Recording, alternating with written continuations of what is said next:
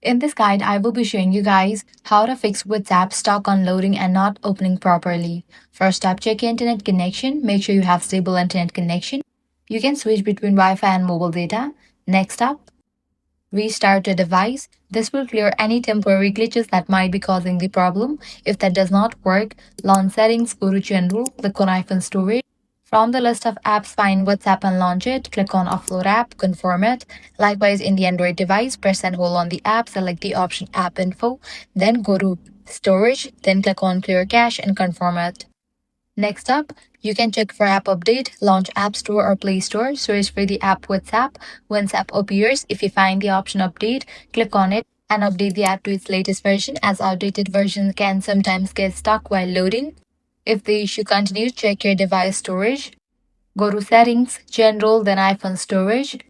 Low storage space can prevent apps from loading properly, so make sure you have enough storage in your device. If not, you can delete the unused apps.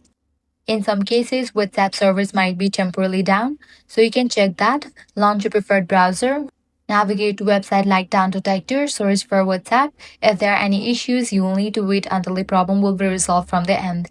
And that's it. With these, you'll be good to go. Your problem will be fixed. If this guide was helpful, do not forget to like, share, and subscribe.